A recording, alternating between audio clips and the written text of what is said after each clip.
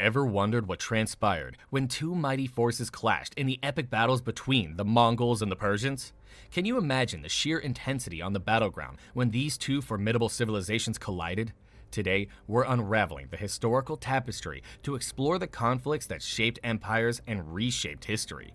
Now, brace yourselves for a journey through time as we dissect the strategies, the triumphs, and the unforeseen twists that unfolded in the clashes between the Mongols and the Persians.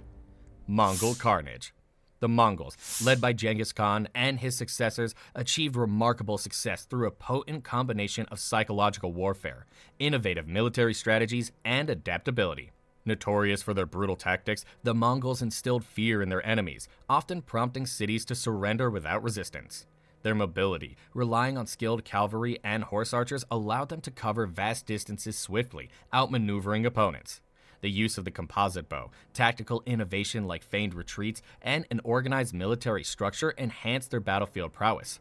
The Yam system facilitated efficient communication and coordination across their expansive empire. Proficient in siege warfare, the Mongols adapted to settled societies, incorporating conquered peoples into their administration. Their pragmatic approach, tolerance towards diverse cultures, and incorporation of skilled individuals contributed to the stability of their vast empire. The Mongol success, rooted in fear-inducing tactics, strategic mobility, military innovation, and adaptability, solidified their place in history as formidable conquerors. The end of the Khwarezmian dynasty. The Khwarezmian dynasty didn't last very long, just a few decades before the Mongols came. Genghis Khan, a strong leader of the Mongols, united his people, and his empire grew rapidly in many directions. By 1218, it was right next to Khwarezm. Ala ad-Din Muhammad ruled Khwarezm during that time, 1200 to 1220. Similar to Genghis, Muhammad wanted more land and already controlled most of Iran. He declared himself Shah and wanted the Abbasid Caliph al-Nasir to officially recognize him. When the Caliph said no, Muhammad appointed one of his nobles as Caliph and tried, but failed to remove al-Nasir from power. After raiding northern China, Genghis Khan conquered Beijing and compelled the Uyghur clans to submit to his authority. Kutlug Khan, leader of the Naiman tribes dominating the lands of the Kara-Kitai tribes, was ousted from his position. This strategic move brought Genghis Khan into proximity with Khwarezmian, as the eastern border of the latter extended to these newly acquired areas. Contrary to a mere quest for new lands or trophies, Genghis Khan's campaign to Iran stemmed not from necessity, but rather from his keen interest in fostering commerce and facilitating the movement of merchants. With the vast and prosperous expanse of China under his dominion, the motivation for such campaigns was not territorial expansion. Genghis Khan, perceiving Sultan Muhammad as a potent ruler, sought friendly relations. He dispatched a delegation of merchants led by Mahmud Yalavach to present gifts and apprise Sultan Muhammad of the magnificence of his realm and the might of his army. In a diplomatic overture, Genghis Khan addressed Sultan Muhammad as his son in a letter, evoking displeasure from the ruler.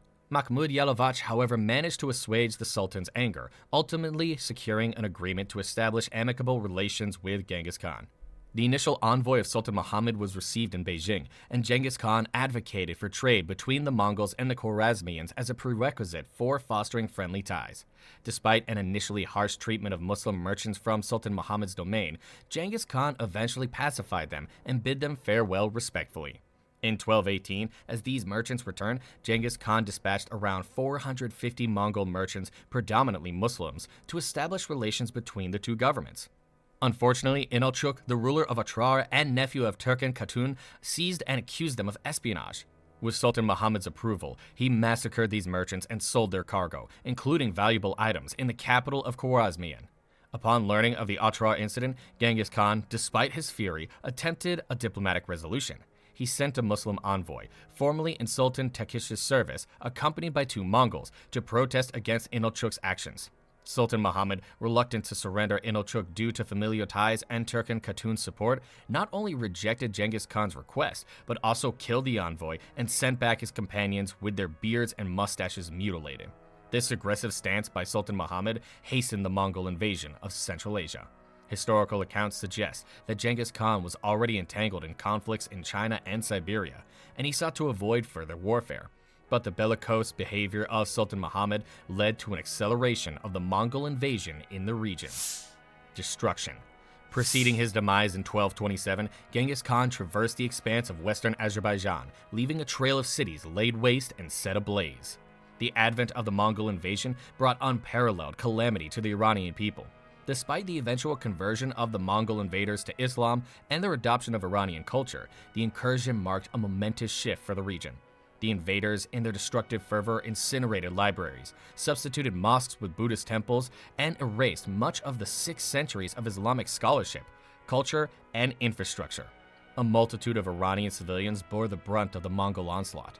The obliteration of Khanate irrigation systems disrupted the established fabric of continuous settlement, resulting in the emergence of numerous isolated oasis cities where they had been scarce before. The toll on human life was profound, particularly among males. Estimates suggest that between 1220 and 1258, as much as 90% of the entire population of Iran may have succumbed to the effects of mass extermination and famine. The total population of Persia may have dropped from 2.5 million to 250,000 as a result of mass extermination and famine. Ilkhanate.